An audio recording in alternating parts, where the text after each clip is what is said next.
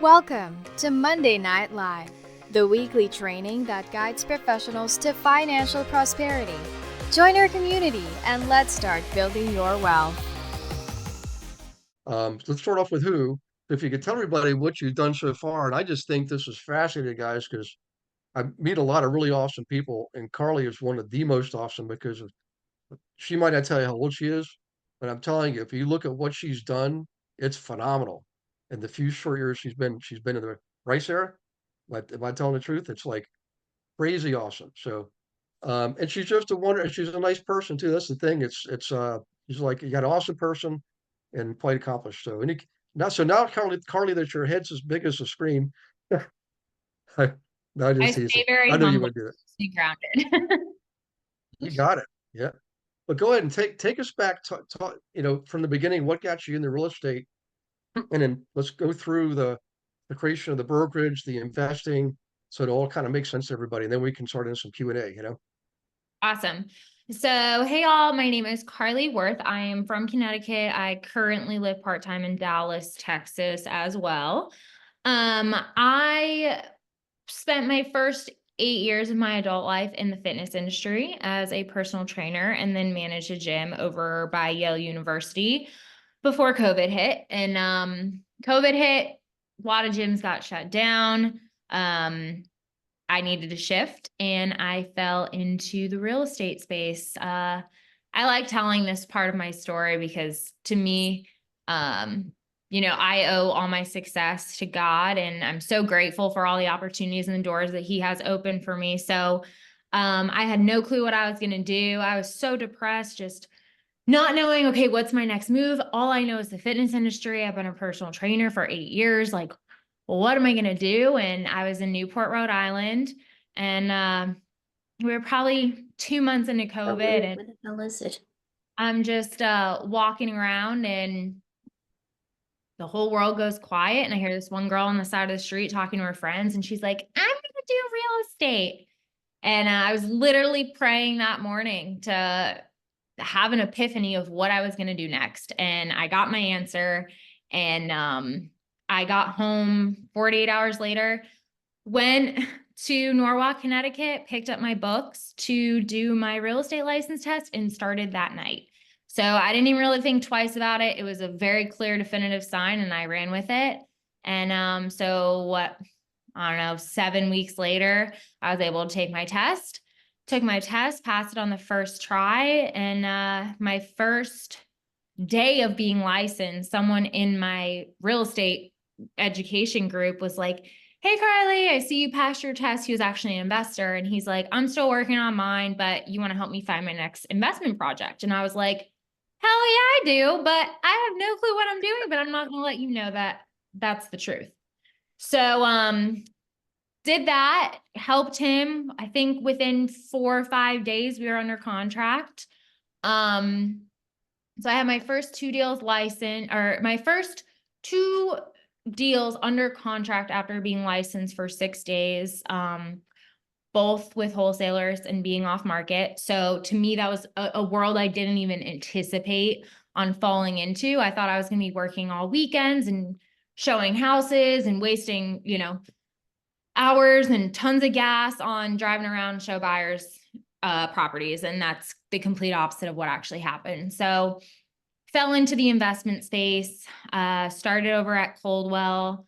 My broker had no idea when I told him, like, hey, I have a deal under contract, but it's with a wholesaler and it's off market. And he's like, I have no idea what you're talking about. So I made a move to a small investment brokerage named Glenstone, and was there for about a year, really learned the investment ropes, and went to Keller Williams about a year later to really learn more of the residential side of things. I had clients doing luxury flips and that sort of thing. So I bounced over there. And then I was doing listings for Glenstone, all of their assets. I was listing for them through KW, and they became friends of mine, and one come to be my business partner. So we all kind of sat down because we were all still friends, and they're like, if we open up the brokerage again, will you manage the brokerage? And I was like, heck yeah. Like, I love managing people. I love helping people. So about a year ago, I became managing partner. So that was 2.5 years into my career. I became a managing partner for Glenstone. We got to about 20 agents and we're like, okay, we don't really have the bandwidth to take on too many more right now. I actually, as of last week, became owner in the company, which is really awesome and really exciting. So now there's 4 of us that are owners, and my business partner, Chris, and I, we started investing last August. We closed our first deal together. So my first deal was actually a 36 unit apartment building, which was a very hefty first purchase. But it worked out super well, and it was just such a good deal. We couldn't pass up on it. So we went into our partnership. So now we have about 40, I kind of lost track. I'm not gonna lie. I think it's either 46 or 47 doors, and developing a 96 unit currently in Oklahoma as well. So we are now, the 4 owners, we are now starting to grow out of state and doing holdings nationwide. So I'm our acquisition side for Connecticut as well as nationwide. And then I raise our capital. I coach agents internally and externally. So there's a lot of agents nationwide that do follow me. So I coach them as well. And then I list our stuff. So pretty much at this point, I'm really only an agent for our company on the buying and selling side in particular, and just helping my agents get transactions. I give a lot of the leads that come into me, I give them over to the agents so that they can get a little bit more experience, and I help them through the process as well. So I'm still involved, but not super hands-on. So yeah, I would say in a nutshell, that is my real estate journey over the past 3.5 years. I think I covered it all. Awesome. Yep, that was the Reader's Digest version. So, I don't want to bore you. I'll lead off no, you're definitely not boring. So I'll lead off the questions, guys. I'm always interested in how other investors are sourcing the properties and how they're structuring the deals. So just if you guys could raise your hand if you are interested in that process, because that's actually how you can participate, right? Yeah, how do you source them? How do you finance them? I mean, that's the game right there. So Carly, let's talk about, actually, you know what, just for fun, uh, the latest one that's in Tulsa, right? Or close to it? The latest one. Do you mean the Or development? is that the first one? I think you have one in Tulsa. I don't, it might have been the 36 unit. I can't remember exactly. That's my deal in Lawton, Oklahoma. So right by the military base. Gotcha. How about we use that one as a kind of a case study, just to Yeah. honor Trevor White's on. He's good, by the way. So he might be Perfect. somebody you want to work with. Yeah. Thanks, Gary. I So, appreciate that. Awesome. yeah. Carly. Yeah, so we purchased that for 1.25, I want to say. We put about 300 into it, and our back end evaluation is 3.2. So I only buy assets that I can do the BRRRR method through. So for those of you that are not familiar with the BRRRR method, it's something that you definitely want to get familiarized with. It is essentially your goal is to pull all your capital back out. So you buy, you rehab, you rent, you refinance, and repeat. So essentially the strategy is, let's say you start with $100,000. The strategy is to refinance out and get your $100,000 plus back. So on this deal, we'll probably profit maybe $300K plus take all of our capital back. So when you do refinance, you don't have to pay capital gains on that money, which is really awesome. So it's a good way to make money like you would in a flip. However, you get to actually hold the asset as well and not pay taxes on that money. So that is our strategy there. Unfortunately, something I will say is your asset is only as good as your property manager. And we had a very bad experience. I mean, I love her as a person, but she did not have the capacity to do multifamily. She manages our single family assets, but it is very, very, very different. Just like residential to commercial is a very different animal. Same thing in property management. So we actually just got a new property manager last week who is out of this world rock star. Like she in 48 hours accomplished things that like the other PM couldn't do in the 7 months that we've been trying to get things accomplished. So super important if you are buying an asset, make sure your property manager is on point and don't just stay with them because they're a good person. So Right. that was the first project, which again, that thing is like my child, it is my baby. So we rehabbed 20, I want to say like 26 of the 36 units needed rehabbing. We gated the entire apartment complex. So it does have a gate, so people need to, you know, drive in and out. So keep it a little safer. We put security cameras up, that whole thing. And I did just see somebody ask about how I found it, which is a good question because I know that was the initial question. So okay. I'm like, I lost my train. We were going over a case study. So my boyfriend actually, he was very big in fortune builders. He has a lot of friends who are investors and that sort of thing. So I would say probably about 6 months into my career, I was introduced to this seller of this property through him. Guy lived out in California, never even saw the property. It was in shambles. There was people like shooting up drugs out in the parking lot, like just craziness. Like the property managers were absolutely terrible. Not collecting rent, like stealing from him, the whole 9 yards. So he's like, I just want out of this thing. So again, I'm super new now. I'm only like, 6 months in. I'm like, this is such a good asset. Like, I wish I could buy this, but like, I can't. I don't know what I'm doing. So I spent a year trying to find someone to buy this property. And people were having trouble getting it funded from a lender because it's considered a rural area. So it was very hard. The deals kept falling through because of that. And people didn't have, at the time he wanted, I believe, 2.1 million for it. So like people couldn't finance that. It wasn't worth that. It was just a nightmare. So he gets this property manager in who's starting to help, gets rid of the old property managers.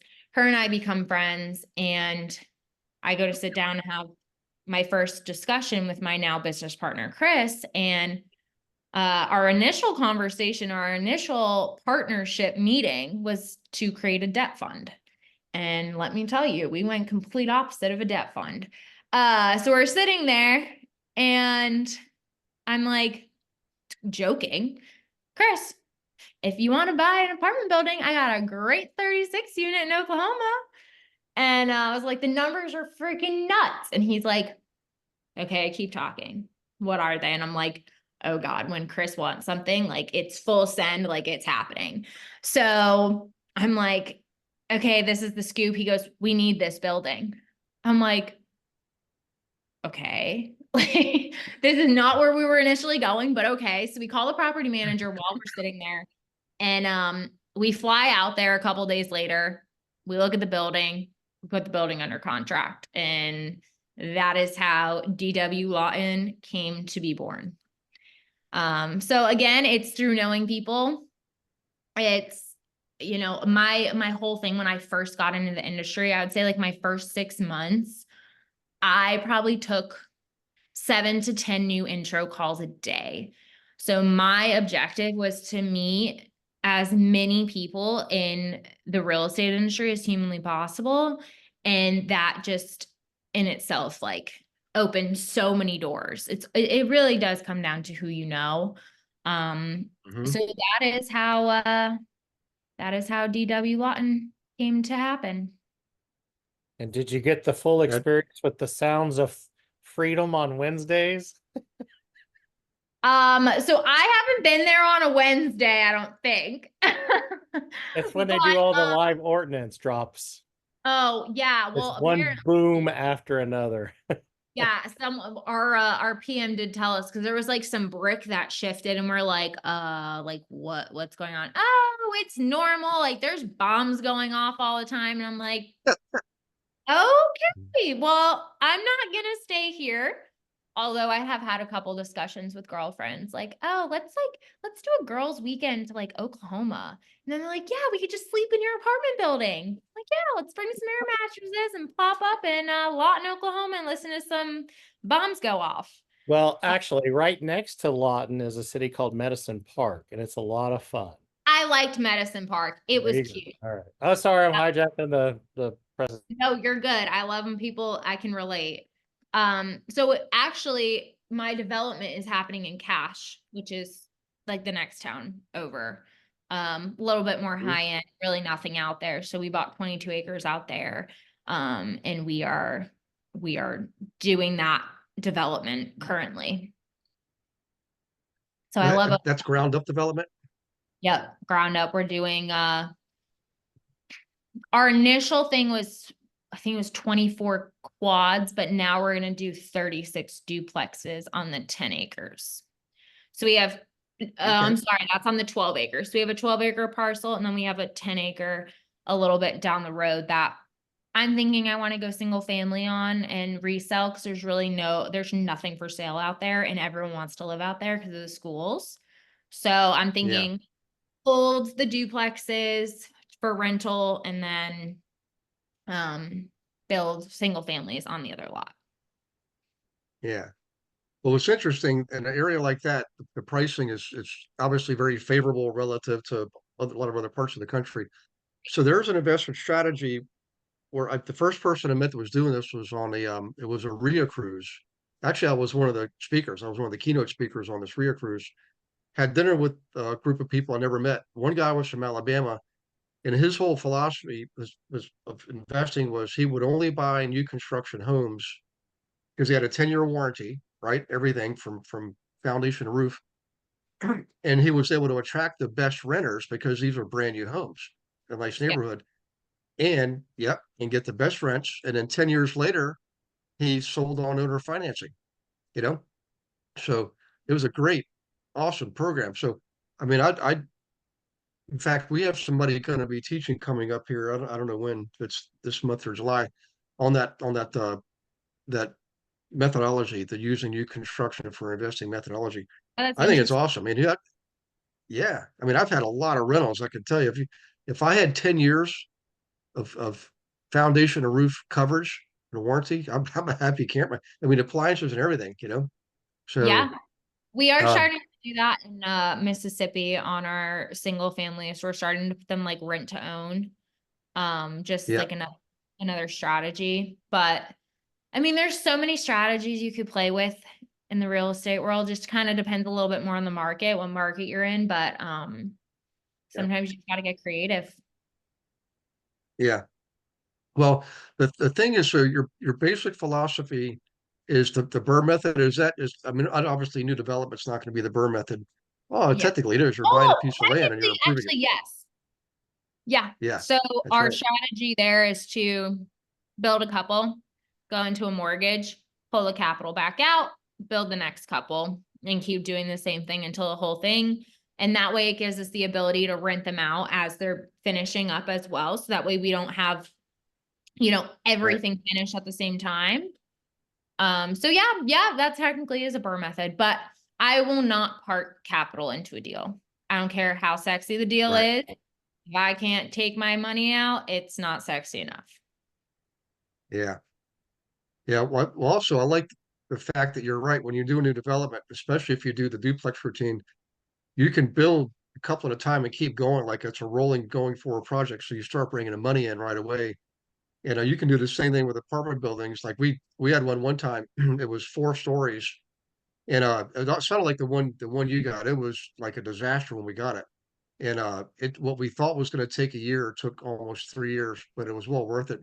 So we remodeled the first floor first, and it was 3 buildings, so 3 first floors. Like, each building had, I think, 30 units or something like that. And then we did the outside. We were always working on the outside, landscaping. We had we had a set of stairs that went down from the sidewalk into the first floor. What we did is we built a bridge across all three buildings, had a bridge that went across into the doorway. So the entryway was on the second floor now, right? And we secured it, glass doors that were secured and locked, and cameras and lighting, all kinds of stuff. And then we put a lot of money into it. But we were able to start jacking up the rents, as 25, 30% at a clip. And we did it, we held it for 8 years actually. And doubled the value, more than doubled the value. It was an amazing project. And guys, when Yeah. we did that one, the biggest property I bought before that was a 9 unit, you know? So this is what happens when you scale up, and Yeah. yeah, but Yeah. but would you agree, Carly, it's the same formula? Like, it needs to be something where you can add value, right? And you you take it from maybe a C to a B minus or something like that. With and the clientele and the rents go along with it, Yeah. so That was it does definitely get easier. That was definitely our Yeah, strategy. The whole exterior's changed. Um, it just looks so much better. But we yeah, actually are looking at another one kind of close by. Wednesday, our GC is walking it. So hopefully we have another one yeah, coming. yeah. I love my And apartment. did you say on the ones you're selling, are you doing 1031 exchange? I apologize, I was taking notes when you were talking about that earlier.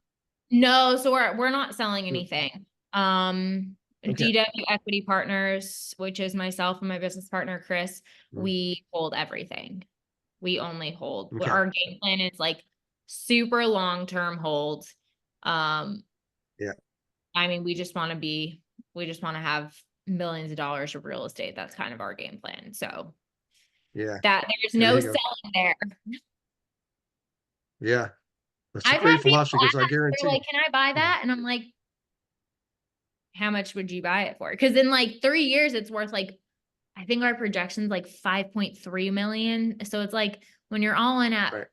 155 and now it's worth 5.3 million, you're like, no, I'll just sit Yeah. back and cash flow and collect rent and let it appreciate over time.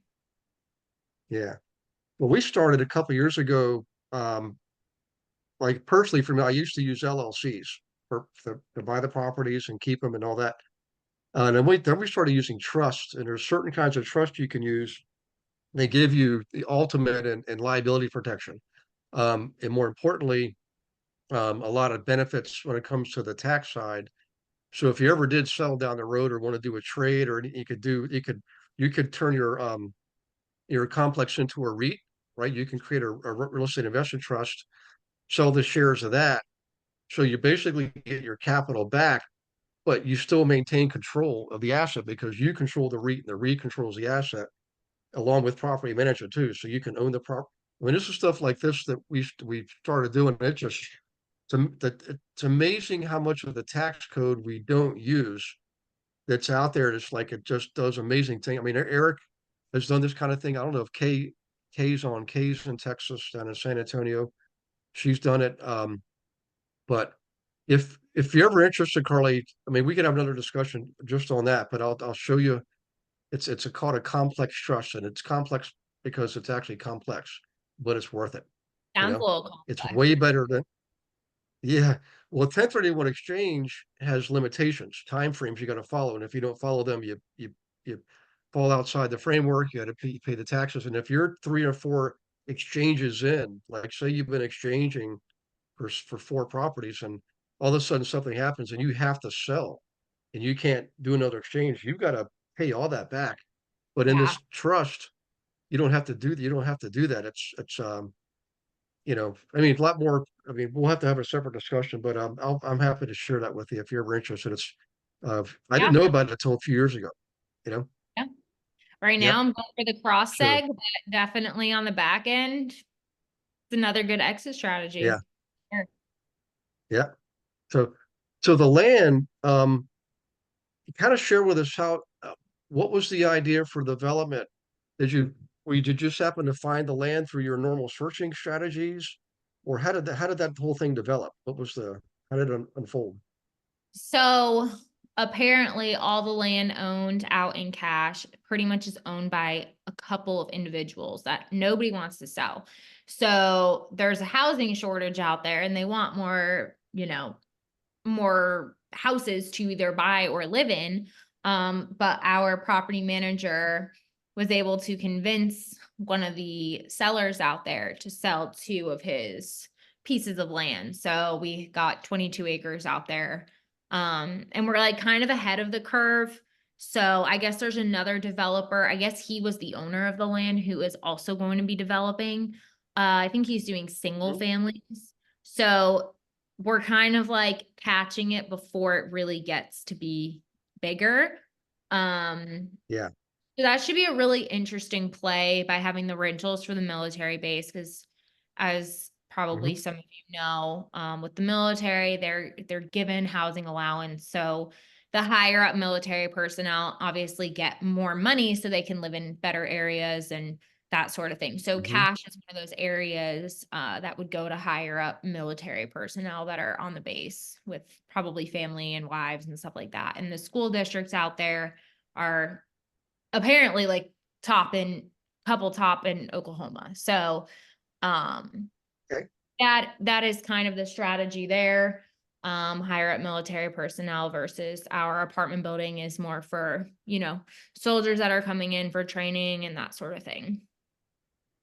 Yeah. Okay. Now as far as the agents, like our guys here right now, I mean, so you were an agent yourself. I mean, technically you still are, but now you're owner. So you're like, I guess there's a separate broker of record, like you're broker owner, but you're not the broker of record. Correct. Yeah. Yeah. So if you were talking to your younger self, like when you first got started a couple years ago, what would you tell yourself based on what you know now that you didn't know then? You know what I mean? Gee, I wish if I'd have known this back then, I would have done something differently, or done more, It's funny you actually say that, because I was just kind of just mentoring this ex-police officer who just decided, this was literally 30 minutes before I got on here. He decided, being a cop was too stressful. He was kind of getting depressed, that sort of thing. So, someone I know in the wholesaling industry was like, hey, my buddy's thinking about getting a real estate. Can you talk to him? So, doing a friendly favor. Plus I just like helping people and giving them direction. He kind of asked me the same thing. Like, if you were going to do it all over again, like what path would you take? Cause he was like, do I just go with wholesaling? Do I go with being an agent? I'm like, they're trying to only allow agents to wholesale soon, like this whole thing. So I would do both. I would start with the wholesaling while you take your license so that you can make money and kind of learn the investment side of real estate. And then once you're licensed, I would personally say, go dive into the investment side, rather than like residential side. So I told him I wouldn't do anything differently. However, I probably would have been less narrow-minded going into it, thinking that real estate is only helping people find their forever home or their first home or whatever the case may be, and selling people, like ordinary people's houses. I never knew that the investment side of real estate really honestly even existed. Like, it was not on my radar at all. I had no clue. So I kind of wish I knew a little bit more about that, but then on the flip side, I didn't really waste any time. I started in that my first week of being licensed anyway, so it's not like I wasted time necessarily. But that is one thing I wish I kind of educated myself a little bit more on, like all of the different arenas. Like maybe I would have gotten into commercial. So that would probably be the only thing. Oh, what else I would tell myself, because I went into it being like, a lot of people can't even make a transaction their first year. Like, I kind of went into it being like, okay, Carly, it's okay if you don't make any money. But I think having that mentality, like maybe it made me a little bit, like, I guess, cut myself some slack in a sense, but You know, I ended up making 6 figures my first year, and I didn't anticipate to at all. I really didn't even think it was possible, because I really walked into it thinking like, okay, probably going to be broke this year. So I even kept my personal training business on the side, and still today, I still have that because I've had these clients for like 7 to 10 years. So crazy Carly wakes up at 6 in the morning and starts training people at 6:30, and then hops into real estate around 9:30. And I definitely work a lot more than I have to, but it does still give me a sense of joy, and it's nice to be able to feel like I'm genuinely helping people. And real estate is very transactional, especially on the investment side, and just dealing with like numbers all day. So I do love that, but that is probably what I would tell myself. Like, I would tell myself kind of to like project and shoot for the stars. Like, go in there thinking year one, you're gonna make 100 grand. Hi, I just want to take a moment to thank you for watching a recording of the Monday Night Live class. Hope you're getting a lot out of it. I'm sure you will. I wanted to let you know that, you can come to Monday Night Live whenever you want, but you can also participate more with the team. Why don't you set up a call with me, a one-on-one strategy call? I can go over everything with you, show you everything that we have to offer. For example, did you know that on our team, not only do you get your leads, we actually give you your own account on our lead gen system. So this puts you in control. You're not waiting on somebody to hand you leads. You get to pick the ones you want. Okay. Huge difference. We have 21 of our own proprietary marketing campaigns. They're all copyright protected. We're the only ones that can use them. Okay. The coaching is absolutely one-on-one. We got 3 coaches. We even have a 4th success coach that we have access to. Okay. One of left fewer than 100 in the world. Okay. One-on-one coaching. Right now the big problem is volume. We need more transactions. We need more inventory. I get it. Well, we know how to get it. Our team actually outproduces the national average by more than 2 to 1. So if you're struggling, don't do that anymore. If you're a solo agent, if you're a team, let's just talk. Smart entrepreneurs are always open to discussion. Learn what we have to offer, and then you can make an informed decision about staying where you are or moving on. You've got to decide, if you're not where you want to be, you've got to take action to get where you want to be. Let's see how we can help you do that. I look forward to talking to you. Click on the link, set up a call. And by the way, I'll see you on the next Monday Night Live. Yeah. Yeah. We have a philosophy. It's uses, actually got this from a guy named Paul Roth. And Paul Roth is one of those Zen master guru coaches. And he coached George Marcus or Marcus Millichap. That's the largest multifamily brokerage in the country. And before that, he was working with why can't I think of the producer's name? The guy that created Star Wars. What's his name, guys? George Lucas. George Lucas. But Paul Roth was working with George Lucas on the Star Wars projects, and then George Marcus hired him because he saw what a good job he did. In any case, here's the philosophy. It's called floor target game. So when you're setting goals, instead of just saying, I want to make $100,000 a year, you actually give yourself brackets. And what you do is you make that your target. So 6 figures, say 100,000 will be the target for your first year. Floor would be 50. 50 is like the least acceptable to you as a success for that first year. Anything short of 50, you're going to commit Harry Carey, But game is what we really aim for. Game might be 200,000. In the way we work, Og Mandino says it's perfect. Guys, if you've never read anything about Og Mandino, read Og Mandino, OG Mandino. And what he says is, when you aim for the game, right, you might not hit it. In fact, you probably won't hit it, but you will far surpass your floor and your target by aiming for your game, right? And he says, I'd rather shoot for the stars and hit the moon than shoot for the moon and hit a rock on planet Earth. So what happens is subconsciously, the more you do it, the better you get at it. So instead of you beating yourself up because you quote unquote failed, you didn't hit your target, you're like, you know what? I didn't hit the game, but I got a lot closer than if I'd have just shot for my floor or my target, right?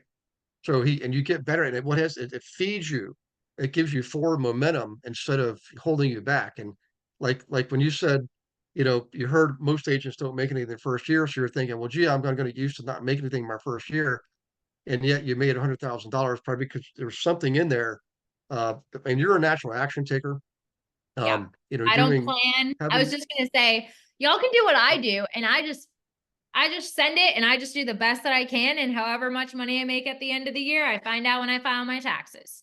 I have no clue yeah, before then. Everyone thinks I'm out of my mind. I have no clue. Like I have no clue how much money I've made this year. I know I've made way more than I need. So to me, it's fine. But in my mentality, I'm not a very like money driven person. So like Mhm. to me, I don't need to make $1 million a year. Like if I did, great, but I'm not like, I need to make $1 million a year to be happy or to do the things I want to do. It's just not how I grew up. Like I grew up with a single mom. I didn't really grow up with anything. So to me, like I have a lot of gratitude and I just feel like I'm beyond comfortable. So in my mind, if I'm like, okay, I already made, 500 grand in the first half of the year, I don't need $1 million this year. So I'm good. I'm coasting. I'm going to travel. Like peace out, work. That's kind of my mentality. So I don't keep track of that. Cause if I do, I'd be like, yeah, I'm done working. See y'all later. See you next year. yeah, Or maybe see you in 2 yeah, years. I don't know. But yeah, so I have no clue. Like until my taxes come back, like I have no idea how much money I made that year. It works for me, yeah, but yeah. maybe it doesn't work for other people, but it works for me. My boyfriend was just making fun of me last week. He's like, "You're crushing it this year." I'm like, I don't know. And he's like, Yeah. you really don't know. I'm like, no idea. Don't care. Yeah. As long as I can pay my bills and feed myself and get my nails done and travel whenever I want to travel, I'm good. That's all I need. Yeah. So that's my mentality. Again, probably not the best business practice and planning, but it works for me. It's been working for almost 4 years. So I'm not going to fix what's not Yeah. broken at this point. Does anyone else Well, actually, there's a lot to be. do anyone else? Yeah. Yes. Hands Yeah. to the people who do that. Yeah. Well, there's a Yes. lot to be said for you're not attached to the outcome.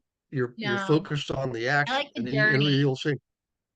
Yeah, you got to have faith and take action. And I mean, really, I know you didn't come here to preach a sermon either, I we're a lot alike, and I've learned that if I don't attach myself to the outcome, just let God take care of the outcome. You know, my job is Always to be provide. open, listen, yeah, listen for the vision, follow the vision, take a lot of action, have a lot of faith, because you don't know how it's going to show up. It might show up today, tomorrow, next year. It might show up in a way differently than you thought it was going to show up. So don't attach yourself to the outcome.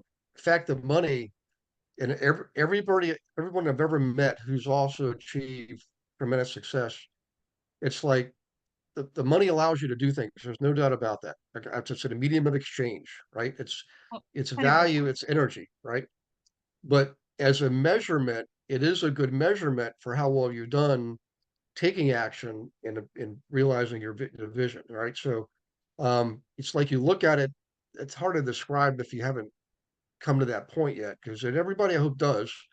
But it really releases you. It's like your It life's a lot does. easier So when you, freeing. it is.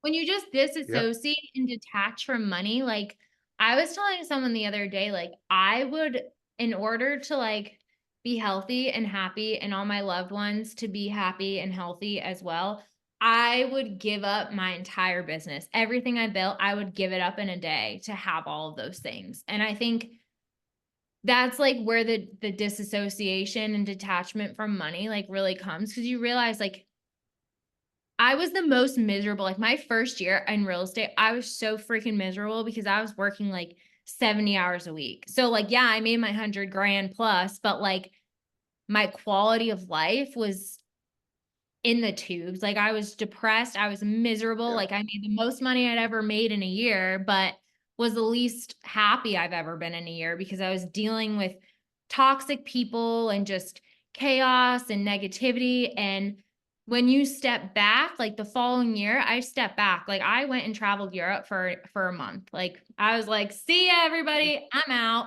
I went and traveled Europe, bopped all around the different countries, and I had the best month of my career. And I was like, Yeah. huh. Like I am more productive while I am in a happy environment, like thriving in life. And even when I was in Florida with my mom, closed a huge deal or got a huge deal in her contract. When I was in Cancun last week, I was doing yoga on the beach, watching the lady doing yoga, and my phone's blowing up, and I'm hanging upside down in downward dog texting and closing a deal. And I think it's just, you don't need to stay like where you're at and be in an environment that you're miserable in or whatever the case may be. Like you can make money where there's positive energy. And I think that's something I've really focused on now. And you really get to the point where I think they say statistically it's what, like maybe this is before inflation. It was, but $70,000 a year, like does not make you any happier having more than $70,000 a year. Like it doesn't impact your happiness. It allows you to live. Now, some of us in here probably have, you know, a little bit more higher lifestyle things that we like doing or cars we like driving. But at the end of the day, I would say that that's pretty factual. And the extra money after that, it's like, yeah, it's great. But once you just work all the time, you don't even have time to spend your money because you're just working all the time to make it. Like that's not fun either. So I think it's a balance. I think it's balance. That's a drawn out way of saying it's a balance.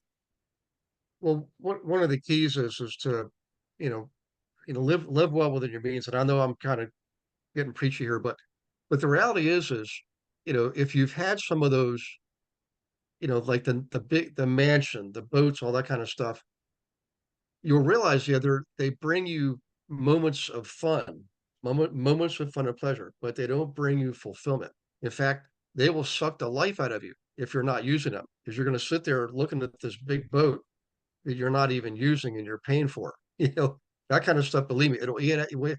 So, learning to really have simple needs I think it's and gratitude. it frees you up to be able to, be grateful for what you did, for everything you have, whether you see it as good or bad. It's all good, actually. But that actually allows you to be free to travel. When you're not weighed down with all those things, it's a lot easier to travel. And traveling does bring you a lot of fulfillment. When you get to meet people from all over the world and learn new cultures and languages, New perspective. that's for pretty sure. awesome stuff. Yeah. I was actually So, just telling someone else's story about, it might have actually been Sarah when we were at lunch in Dallas last week. When I got into real estate my first year, I always wanted a Porsche Macan, a white Porsche Macan with beige interior. Like that was the car I wanted. And I remember like towards the end of year one, I'm like, oh, I freaking crushed this year. Like I'm going to get a Porsche. And I went and test drove and I was like, no, Carly, you did not earn this yet. Like, no. So fast forward to buying my apartment building. I bought myself that car as a present, congratulatory gift to myself.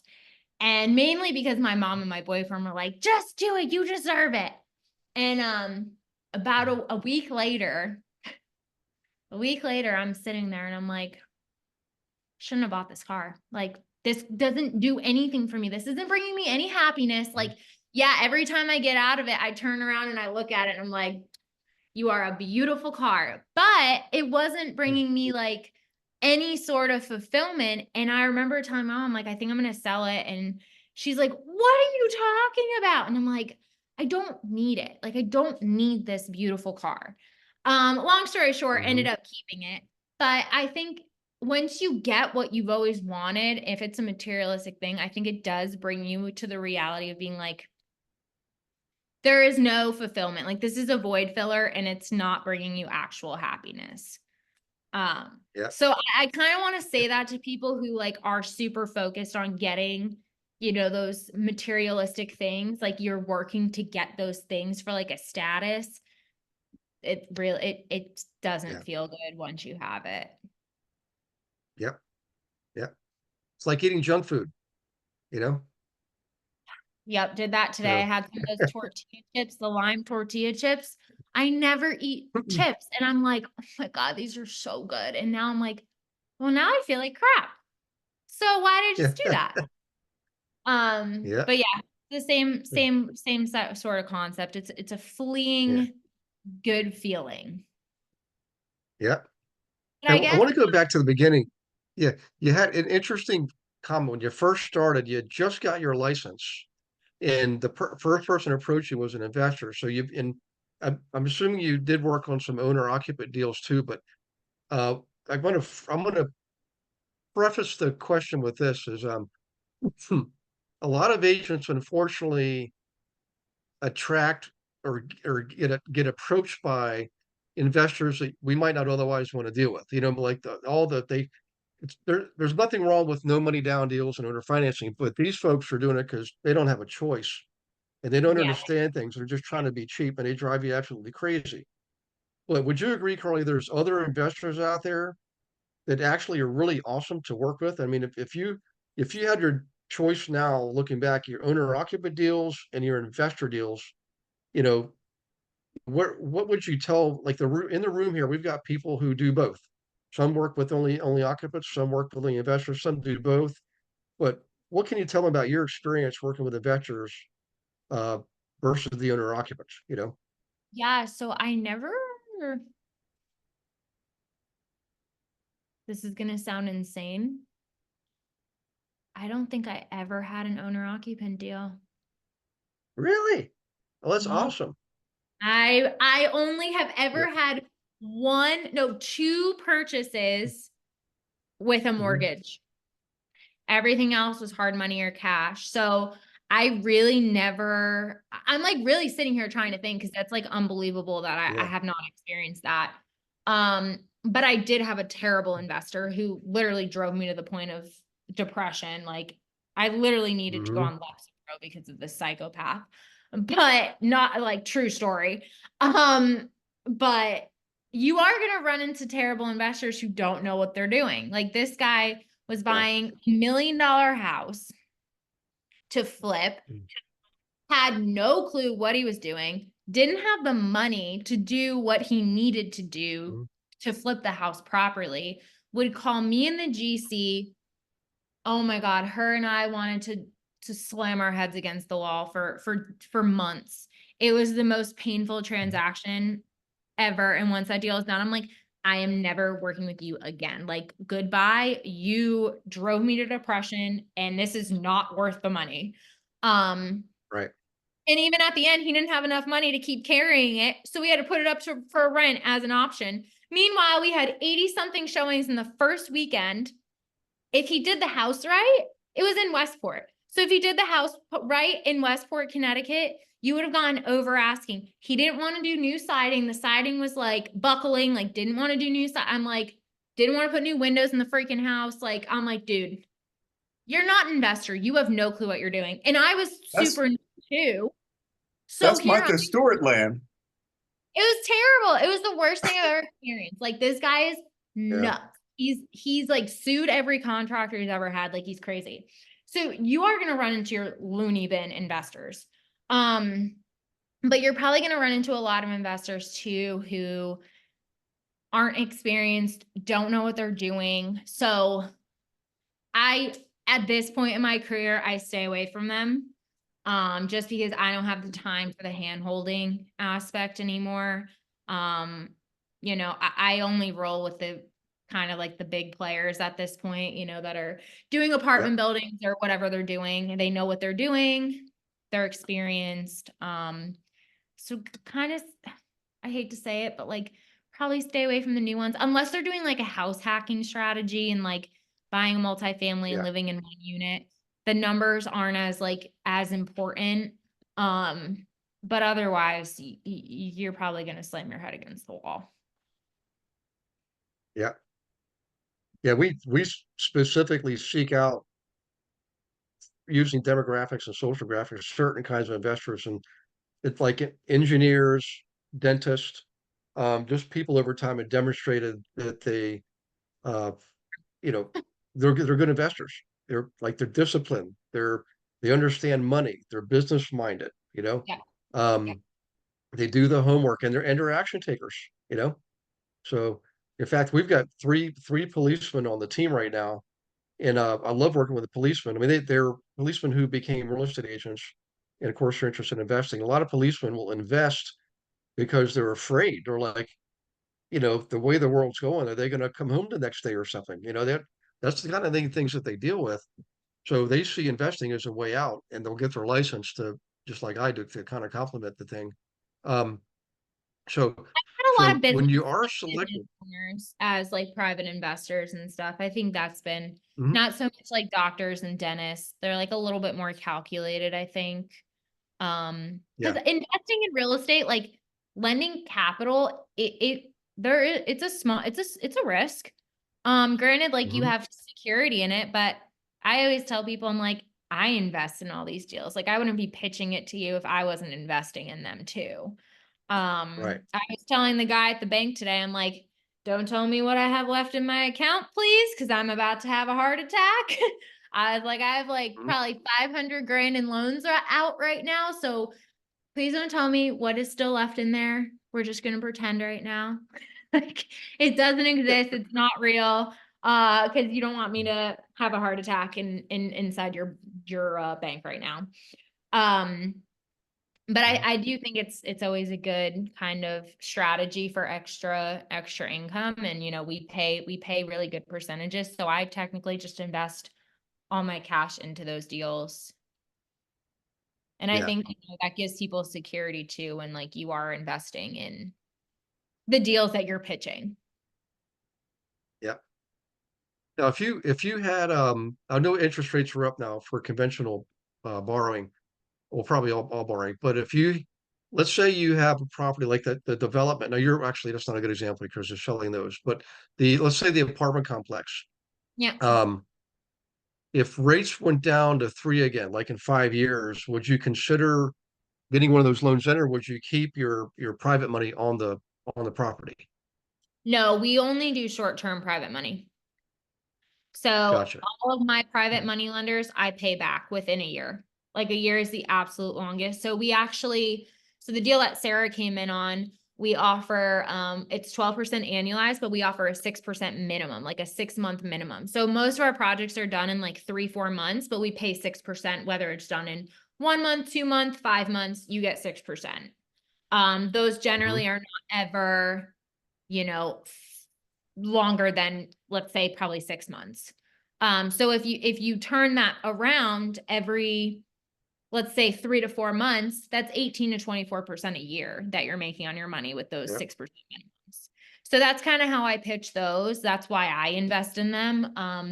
But no, we Mhm. don't do, we take first position with a bank because we have a hard money lending company in house. So we take our first position with the bank and then we raise Mhm. short-term second position um to kind of bridge like the start of rehab and that sort of thing. But there's enough spread on the deal where the second position is a secured position. So Yep. if something were to default, which again, my business partners have been together for 12 years, flipping houses and buying and holding and the whole 9 yards. So like we're a very solid team. Doesn't mean something can't go up completely upside down, but the way we run our numbers are very conservative. And that sort of thing. So yeah, we pay hard money loans off within our private money loans off within 12 months. And then we take our hard money loan and go into a mortgage. So we'll buy, rehab, do that whole thing, go into a 30 Mhm. year. Yeah. Hey guys, if you have questions on this, particularly the I was gonna financing part, I say, really, oh, yeah. I mean, this is where the rubber meets the road, because a lot of people, when they're getting started, and you've probably seen this, Carly, that's the part that gets them stumped. Like the desire's there, they could get the education, they're qualified, or they're action takers, but the financing stumps them. And yeah, I think if they had an outlet for private financing, it might help them take that first step more easily, as opposed, when you go to a bank, it's intimidating. I mean, you're doing a lot of paperwork, and yeah. you know, We like no it's doc they loans.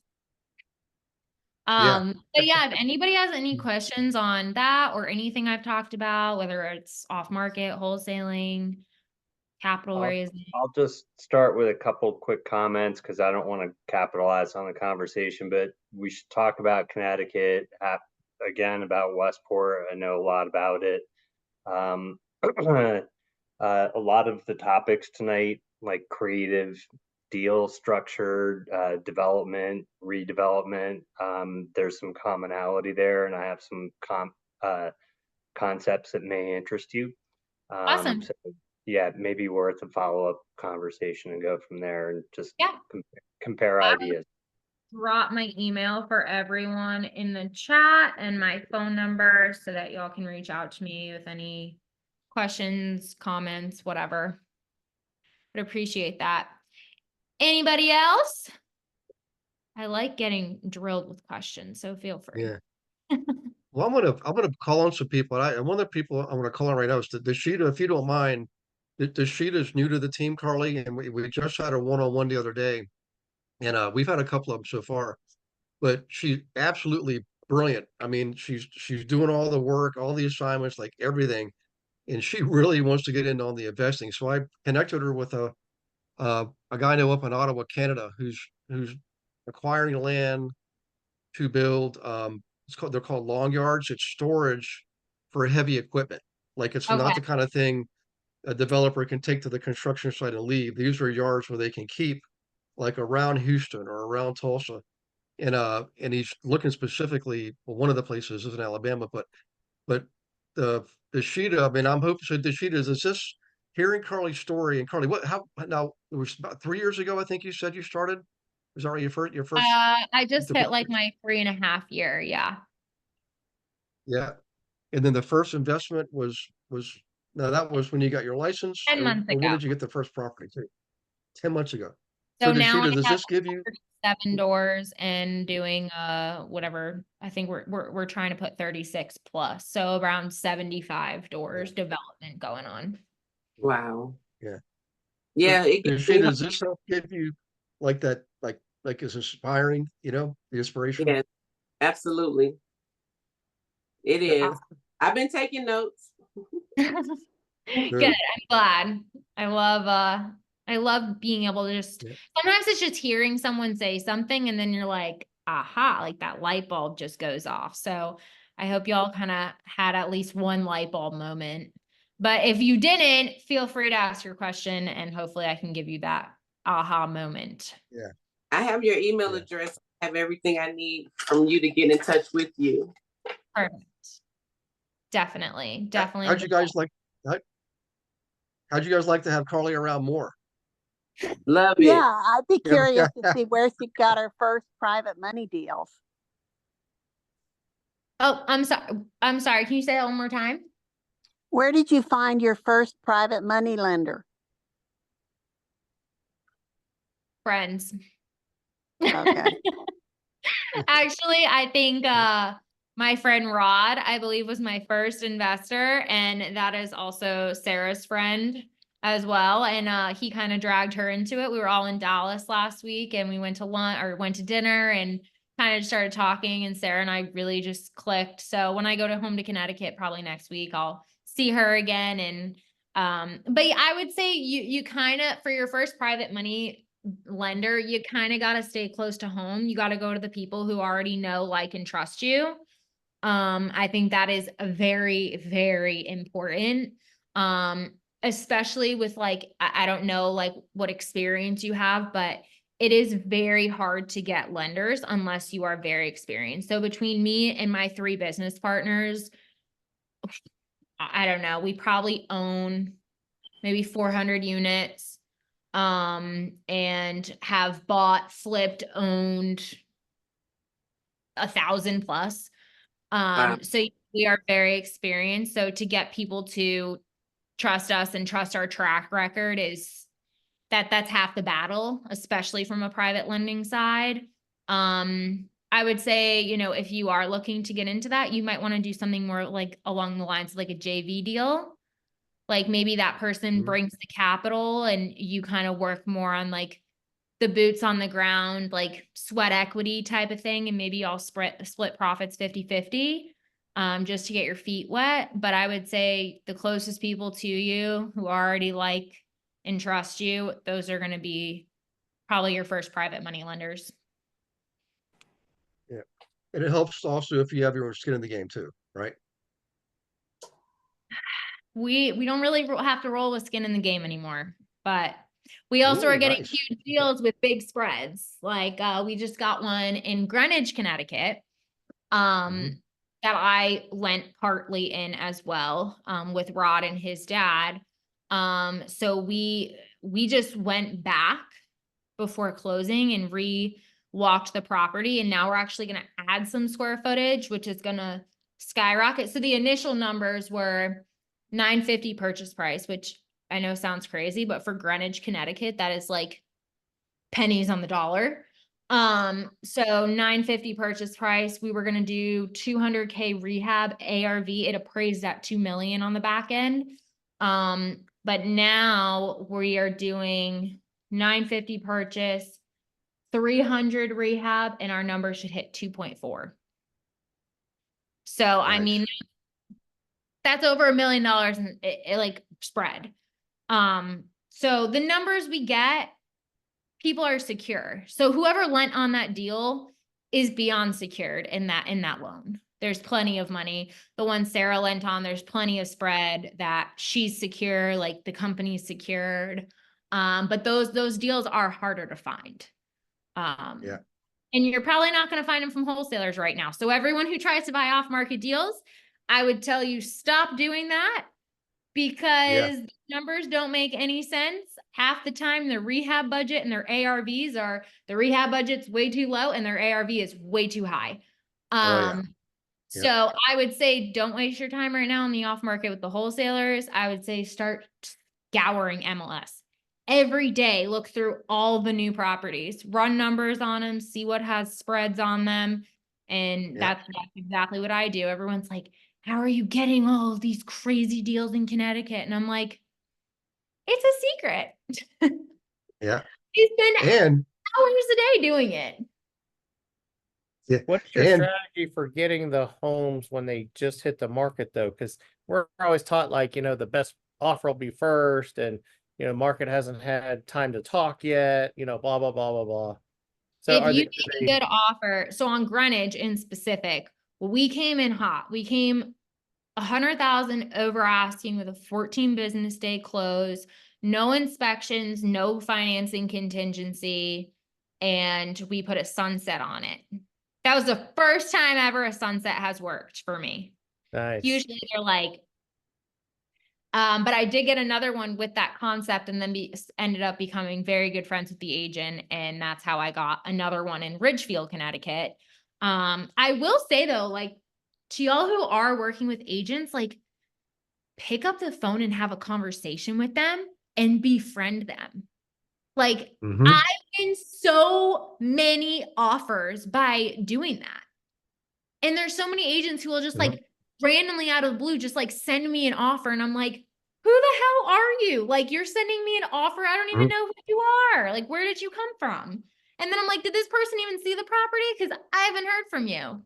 So don't be one of those agents, because if you have that rapport, like, again, people want to work with people that they like, know, and trust. So if you build that rapport, people are going to want to work with you, and they're going to vouch for your offer over another buyer's agent's offer. Carly, can you go back to why, and I'm sorry if I should be putting this in the chat instead of just barging in.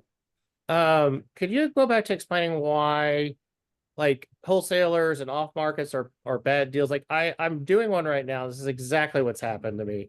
I told him, I said, you cannot tell me that the ARV is the highest. What I said was, you cannot ask me for an ARV for the highest, most best home in the neighborhood, because when you're flipping and you're done with it, it's not going to be the same. 100%. And it wasn't, and it totally looks like a flip, and I'm not selling it, and I'm pissed off. But your process is the same, correct? You're still comping, you're still, So I comp them. Yeah, but it's just that the wholesalers their thinking is way too high. That I've noticed that a lot. So you have to think of them as like, they're salespeople. Slightly shady salespeople. Everyone's just trying to make a buck, right? So with that being said, I mean, if I'm trying to entice you to buy something, I'm going to make it look better than what it is, right or wrong. I mean, that's sales 101. So they are not licensed, most of them. They do not have MLS. They're probably pulling comps on like Zillow and PropStream and looking at what Zillow says it's worth. So take their ARVs all the time with a grain of salt. Even my boyfriend owns a wholesaling company. Granted, he's not the one running it anymore. It runs itself with all the employees. But even when I get their deals, I'm like, no, this doesn't make sense. And like, the way that I tell my agents to run comps is I first try to stay within a half a mile. I make sure it has the exact same bed count. It can be like a half a bath to a bath off to get a rough estimate, but same bed count, similar above square footage. You can't look like it goes off the above square footage. So look for a similar. And then if there's enough, I look for similar acreage and similar style of house. So those are kind of like my go-to. So if I have to extend it out to a mile to get more accurate comps that fall into those categories, that is what I do. So I'll go up to a mile or two to get like exact comps if it looks tight. So with wholesalers, they don't know they're not contractors. They don't know numbers. They don't know how much something's going to cost. So I don't listen to their rehab budget and don't listen to their ARV. But usually there are problems with wholesalers because they are not licensed. They do not know real estate. They do not know comps. They do not know numbers like that. So you're going to run into problems majority of the time. That's kind of the nature of the business, but their deals right now, like sellers want more for their properties because it's still, I would consider it a seller's market. I mean, I'm getting multiple offers in, a couple days on market. So it's still a seller's market. So sellers, and then you have all these wholesalers fighting for the same properties. So let's say like, Gary offers the seller 120,000 and then I call the seller and they're like, well, I already have an offer for 120,000. Okay, I'll give you 130,000. Well, now I just lost $10,000 on the spread because I have to up the other person's because everyone's going after the same deals, which is very common in Connecticut. Very, very common. So you're dealing with that. You're dealing with people just trying to make the numbers work where they don't work. And that's really what wholesaling really is. Like I've had so many wholesalers like take my emails off of like groups, which granted, shame on me for putting it there, but they send me these deals and it's like, I saw one the other day, it was like $75,000 purchase price, $20,000 rehab, 120,000 ARV. I'm like, am I working for free? Like, what? I'm like, with carrying costs and closing costs and then commissions on the resale, I'm like, this is negative profit. Like, so they don't understand. That's the shortest way to put it is they don't understand. Well, and the irony is wholesalers are doing the same exact thing that real estate agents are doing to source the properties. Right. And I mean, we have our own system for lead gen. We can find out anything we want about any person, any property in the country. So when we approach them, we already know that they're most highly likely to be interested in needing to or wanting to sell. And at the same time, I mean, there's states where you can do net listings if you're afraid of wholesale, you can do a net listing. More importantly, that's how you want to think anyways, because we want our agents to invest.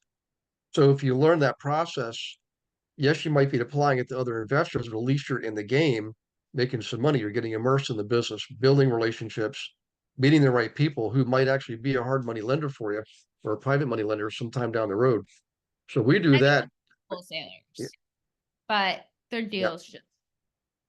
If I've had a couple people like want to sell their deal off market, so instead of like lowballing them, I just make a contract with them for 2.5 or 3%. And then I go to my buyers and I see what my investors off market will pay. I probably have an investor list of like 3,500 investors, and I just send the property out to them, get them, Yeah. get them to throw out an offer. And then I tell the seller, hey, I have a deal and you agree to pay me 3%. And that's all I'm gonna, like, I'm not there to try to like get it under contract and then assign it for 20,000. Like, to me, being licensed and just being the person I am, I don't like doing acquisitions. I will do dispositions. That is literally what I'm known for in Connecticut, is the disposition side of off-market real estate. But I will not acquire or get anything under contract personally, because it just makes me kind of feel like I'm like, oh, I could have gotten them more money though. Yeah. So that's something to think about. Anyone else have questions? I hope, did I answer your entire question, Trevor? Yeah. Anyone else? There you go. Yes, thank you very much. Very welcome. Hey guys, who does anybody here see any similarities between what Carly's doing and what we're doing? Or is it just me? Well, Gary. Hey, that means you're on the right path. Well, Yeah. we've had a nice, lively discussion, so that should say something. Yeah. So, well, I'll tell you what, Carly, I know, I appreciate you doing this. I know we're well past the 8 o'clock hour. We generally hang around an extra half hour anyways for Q&A. But I really appreciate you doing this. And I definitely want to keep following up there. I interviewed, you'll love this, the CEO of one of the largest independent brokerages in California. They have 2,000 agents.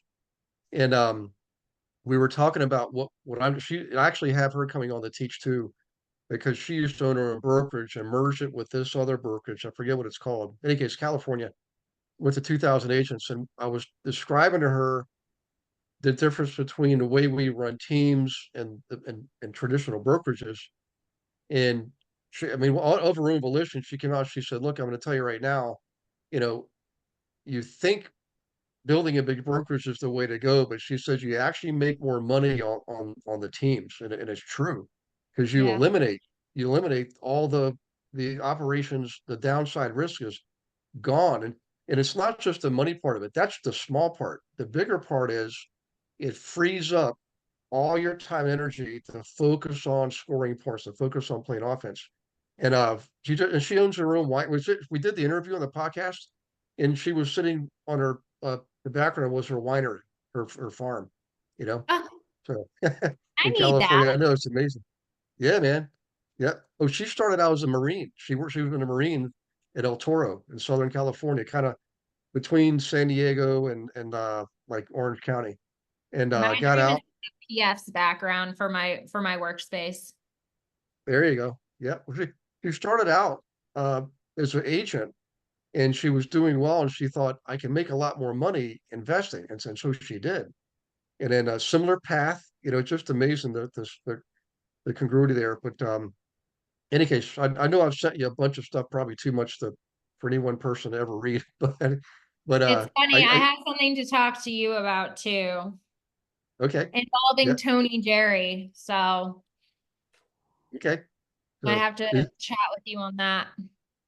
well, let's do it. I know, in fact, do you have a calendar leak? I can't remember. I know I've given you mine, but I don't think I've ever asked you if you have I don't, because I never know what the thing's gonna look like. That's what I tell you what, I'll shoot you an email or text or something, and then and you're in Dallas now, right? You're not back in Connecticut, or you I'm in Dallas now. I'm probably gonna go home next week, back to Connecticut for Okay. Father's Day. So Yeah. that's kind of my game plan. Okay. All right, good. All right, I'll make sure if maybe tomorrow might not be so bad. But what's tomorrow, Wednesday? And I don't know if you have a Wait, is it idea of Wednesday? your tomorrow's Tuesday, but either tomorrow or Wednesday. Will Wednesday be better? I might be traveling Wednesday. I'm not too sure yet. This is what I do. This is why I don't have a Calendly link, because I just like decide the day before where I'm like, okay, I'm leaving. That's funny. That's what y'all need to do. You need to get on that, just floating. Just float. Just go wherever the wind takes you. It's fun. Yeah. You know, I at agree. 29 years old, I'm like, I can only do this for a few more years. Like, I just got to do it. Yeah. Well, you got plenty of gas in the tank. There's a lot more bigger. Hey, on the call here, let's see who we got. Eric, Andre. Andre, would you say listening to Carly, um, I mean, in your own words, what's your, she's got a broker, she's investing, right? And she also likes to coach. You or do you see tell me what you're seeing as far as potentiality? Well, number one, it's refreshing because you're excited, you enjoy what you're doing, you're getting really good at it, obviously, and you're young and have a lot of career ahead of you, that's for sure. Um, with my background, I would I'm not sure if Gary, you want me to say this or not, but I would love to be in business with her, and thinks there's huge potential for what she's doing and what her company is doing with what we're doing at Mhm. EXP, because I've been an agent for 33 years. Wow. Been a solo agent, been a team leader, been a broker owner, been a coach, and I've never been this net profitable because of our model. And you can do tons of investing yourselves, as a lot of these guys know, under your own name. And what you guys are doing, you'd be capping, and we would be paying you to be here. So, it's funny. I had talked to my business partners about that, and we were contemplating on EXP. And I actually have a client / mentor / very close friend of mine. His name is Tony Jerry. He has coached some of the largest company CEOs in the world. He actually built EXP when they were at 3,000 agents. Oh, wow. He close to $3 million building EXP. He built KW and built their whole training platform and that sort of thing. And he was actually approached with, it's been like 2.5 years in the making, and similar structure to EXP, but 100. And so I'm gonna actually go and help him build this thing into what EXP is now, and hopefully get bought out by EXP. But if I can make millions of dollars with stock options and doing that and building it from the ground up, Sure. yeah, that's kind of where I'm at. And that's kind of sort of what I wanted to chat with you about as well, Gary. He just kind of, fast forwarded Yeah. that. But yeah, so I'm Yeah, that's cool. I like building things. Yeah, Like, that's what we love doing as well. I yeah. would get together with Gary offline and find out about the Thrive program for teams and the Boost program for brokers. EXPs literally, yeah, EXPs they're not buying brokers like Compass is doing, because that hasn't put them in a very good financial position, that's for sure. Oh yeah, Coldwell tried buying me back. They were gonna pay me like, Yeah. it was like 25 grand. This was like Yeah. a year and a half ago too. Like, I was only like a year and a half in my career, and they're like, we'll pay $25,000 to come over here. And Yeah, I was that's like, crazy. But EXPs, they're for brokers, they're actually giving cash incentives, figuring out what the value of the business is, and giving you an offer to make the transition make sense. So I tell people that are, people that we want to do business with is, hey, are you open to getting an offer, seeing what an offer would look like from EXP? And if you have, if your vision aligns, obviously it sounds like what you guys are looking to do.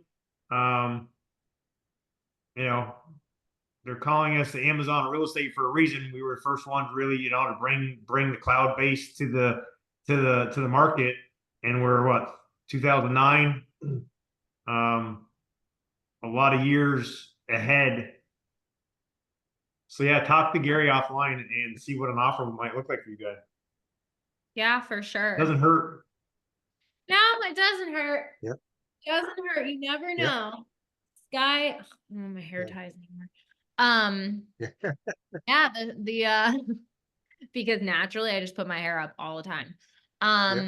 Yeah, but it was so nice to just sit here and chat with y'all, and Yeah. you know, if ever anyone needs any help, whether it's on the Yeah. investment side or you have money that you want to make money on, whatever the case may be, I am definitely here to help for sure. That was great meeting you. Hey guys, I'm gonna put Awesome. Carly's phone number and email back in the chat box for you guys. I'm sorry, Andre, I didn't mean to step all over you there. Yeah. Well, I'm Any case, I want to write that number down myself. yeah.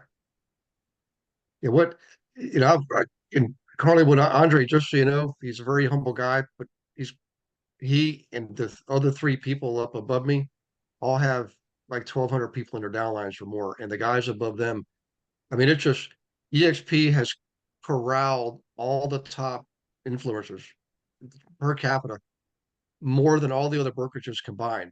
I mean, it's like we're bringing in brokerages now 500, 850 agents at a time. It's awesome. amazing because it's we own it. I mean, we own it. It's already the Well, I'm methods, a tiny the model's brokerage. already been proven. Yeah. Yeah, but you know what? It's not the size of the brokerage. What it really is appealing is the combination of you personally investing, you work with investors, you teach, and you've demonstrated that you can build a team like that. And I'm telling you, when you're in the right environment, it is fast. I mean, it's unbelievably fast, you know? Bet. So I bet. yeah. Yeah. Hey, who here feels inspired, man? We're gonna let Carly go because it's 8:29. Yep. I know I'm telling you. Carly's debating going to hit some sprints on the treadmill right now, and I'm not really feeling too motivated. Well, I'm up. Thank you. You're very welcome. Yeah. Thank you all for having me and listening to me. I ramble a lot, but hopefully I was somewhat entertaining. Great. Yeah. Yeah. Absolutely. No, I like the fact that you're still help other people train, you know, physically train, and you do the business too. You have to have that kind of balance in life. And the two are very complementary. So I know, but I do my stuff in the morning. At night, yeah, I'm gonna go have some yogurt and blueberries right now. I had that before, I did and my cardio. I Pilates earlier, and now I'm like, all right, we got to go get maybe a quick lift and a quick sweat on, but yeah, I don't know. It's 7:30. I'm an old person. It's a possibility that I don't, and I just wake up and do it tomorrow morning instead. That's hilarious. Well, listen, God bless you, and Sarah, thanks for joining us too, Sarah. I mean, it was a real honor having you on and knowing you're one of Carly's thank best you, friends. my beautiful friend, for jumping on here. And my friend Lou hopped on here too. It's his wife's birthday, and he still made it. So happy he jumped on here too. Cool. Yeah. Is that Lou Raven? Is that Lou? Raven? Yep. Awesome. Good to see you, Lou. Thank you for hopping on, thanks. Sarah. Thank you. You're welcome. Thank you. God bless you guys. Thank you, listen, everyone. Wednesday night is the. Thanks. Remember, guys. Thank you, Carly. That was really helpful. Thank you. You're so welcome. I'm glad to help always. Reach out to me if you ever have any questions, everybody. And yeah, you are so welcome. I hope you all start investing and making some money, and just so we can all go sit on the beach like PF's background. Let's make that happen. There you go. PF lives the life. That's it. Hey guys, remember Wednesday night is the monthly team call, second Wednesday of the month. Make sure you're on this one. We've got a couple of pretty sizable announcements, so you want to make sure you're on there. And thanks again, Carly. Thanks, Sarah. Thanks everybody for being on. Thank y'all for having me. Lou, take care. You got it. Thanks, folks. Bye, Appreciate it. Thanks, Gary. Thank you for watching this episode of Monday Night Live. Be sure to subscribe to our channel and go to realestatewithgarywilson.com to join our community and start building wealth today.